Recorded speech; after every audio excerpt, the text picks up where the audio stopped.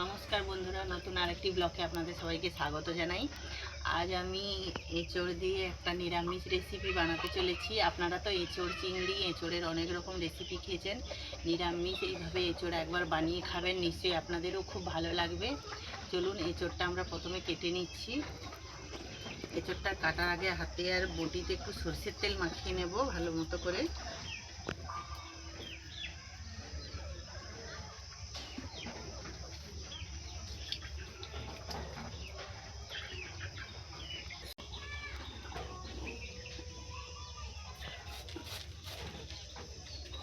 এঁচোড়টা পুরো আঠায় একদম ভর্তি, খুব সুন্দর এঁচোড়টা।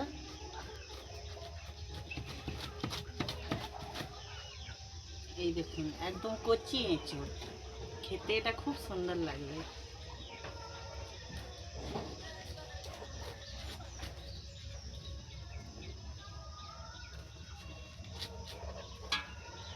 ওদিকে দেখাইব না একবারে।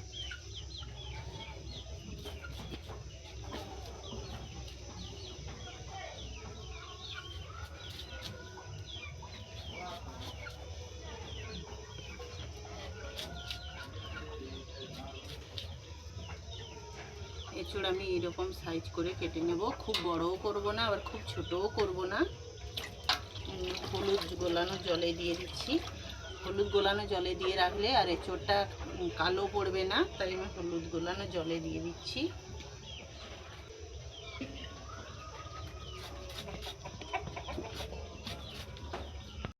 এই দেখুন বন্ধুরা, খুব সুন্দরভাবে আমাদের এঁচোড় কাটা হয়ে গেছে। এবারে এঁচোড়ের জন্য আমি আলু কটা কেটে নেব।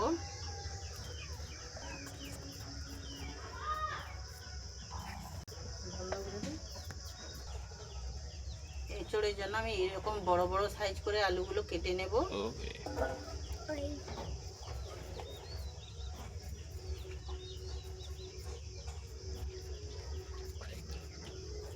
বন্ধ করে দিই। এই আলুগুলো হইলে আমার হয়ে যাবে। নেব আদা ছিল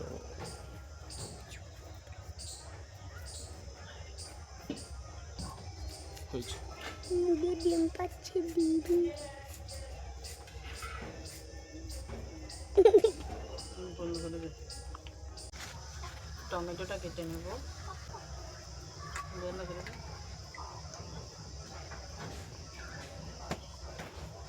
কাঁচা লঙ্কা কটা চিড়ে দেব।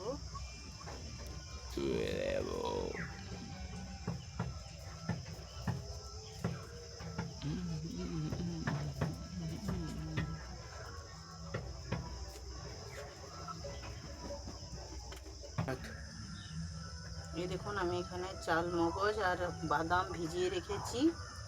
এবার বাদাম কটার আমি খোসাগুলো এইভাবে ছাড়িয়ে নেব। এভাবে খোসা ছাড়িয়ে নেব।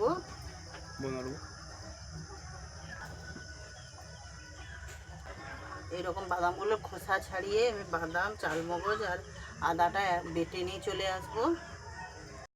উনুন খুব ভালোভাবে ধরে গেছে। এবার কড়াইতে আলু আর এঁচোড়টা সেদ্ধ করতে বসিয়ে দিচ্ছি। পরিমাণ মতো জল দিয়ে দেব আর দেব লবণ আর হলুদ গুঁড়ো দিয়ে ঢাকা দিয়ে আমি কিছুক্ষণ অল্প একটু ভাপিয়ে নেব।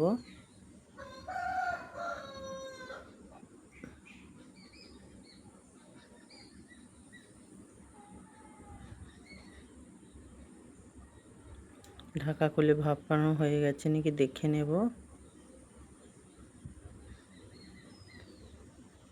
খুব সুন্দর সেদ্ধ হয়ে গেছে, এর থেকে বেশি আমি সেদ্ধ করব না। এবার নামিয়ে নেব।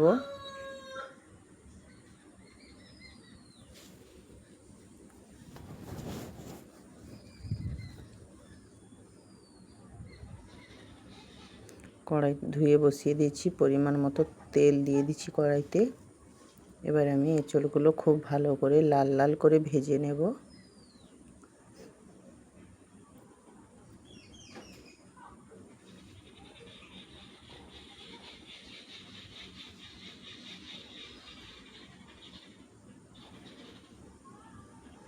দেখুন, আমার এঁচোড়গুলো খুব সুন্দর লাল লাল করে ভাজা হয়ে গেছে। এবার আমি নামিয়ে নেব।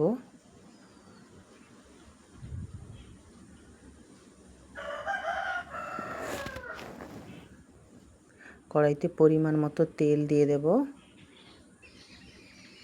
আর দিয়ে দিচ্ছি গোটা শুকনো লঙ্কা, আর দিচ্ছি দারচিনি, এলাচ, লবঙ্গ, গোটা গরম মশলা ফোড়ন। ফোড়ন থেকে মিষ্টি গন্ধ বেরোলে এবার দিয়ে দিচ্ছি তেজপাতা, আর দেব কেটে রাখা টমেটো কুচি। টমেটোটাকে আমি কিছুক্ষণ ভেজে নেব। টমেটো ভাজা হয়ে গেছে, এবার আদা বাটাটা দিয়ে দিচ্ছি। আদাটা খুব ভালোভাবে ভেজে নেব যাতে আদার কাঁচা গন্ধটা চলে যায়। এবার আমি এখানে কিছু গুঁড়ো মশলা অ্যাড করে দেব। দিয়ে দেব লঙ্কার গুঁড়ো, হলুদ গুঁড়ো, পরিমাণ মতো লবণ দিয়ে দেব। আমি আগে লবণ দিয়েছিলাম, সেই মাপ অনুযায়ী বুঝিয়ে দেব। খুব ভালোভাবে মশলাটাকে কষিয়ে নেব। অল্প একটু জল দিয়ে দেব মশলার উপরে যাতে না ধরে যায় তলায়।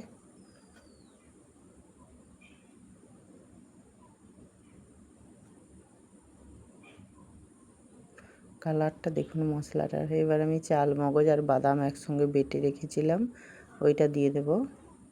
দিয়ে খুব ভালো করে মশলাটাকে কষাবো। আপনারা যদি কাজু বাদাম বাটা দেন তাহলে বেশি মশলাটা কষাতে হবে না। আমি এখানে চিনে বাদামের বাটা দিয়েছি, চিনে বাদামটা একটু হালি গন্ধ বেশি করে, এই জন্য ভালো মতো কষাতে হবে। আর দিয়ে দিচ্ছি টেস্ট ব্যালেন্সের জন্য অল্প একটু চিনি।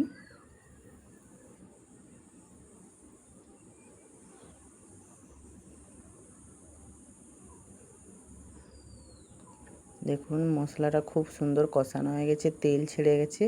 এবার ভেজে রাখা এঁচোড়গুলো মিশিয়ে দেব। মশলার সঙ্গে এঁচোড় ও আলুটা খুব ভালোভাবে আমি কষিয়ে নেব। কিছুক্ষণ ধরে ভালো করে কষাবো।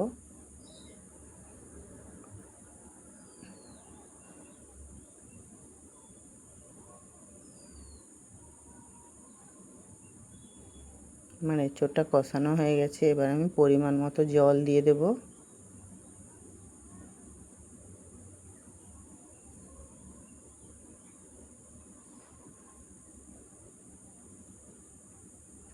আর দিয়ে দেব চিড়ে রাখা কাঁচা লঙ্কাটা, আমি এর উপর দিয়ে ছড়িয়ে দেব।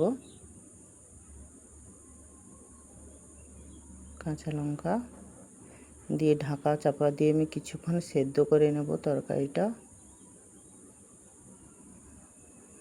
দেখুন আমার খুব সুন্দর সব কিছু সেদ্ধও হয়ে গেছে, আর গ্রেভিটাও একদম গা মাখা হয়ে গেছে। এবার আমি উপর থেকে একটু গরম মশলার গুঁড়ো ছড়িয়ে নামাবো।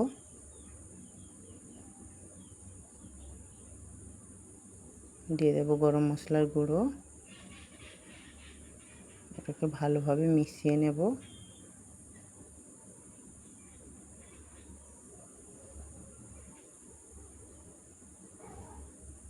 নামিয়ে দেব, হয়ে গেছে আমার।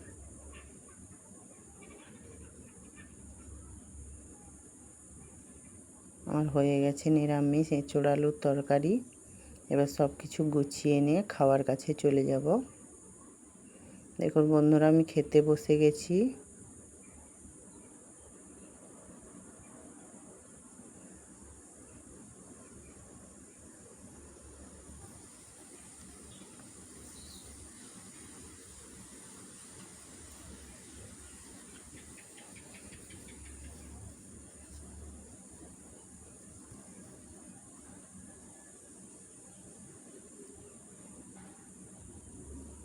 রান্নাটা সত্যি খুব অসাধারণ হয়েছে।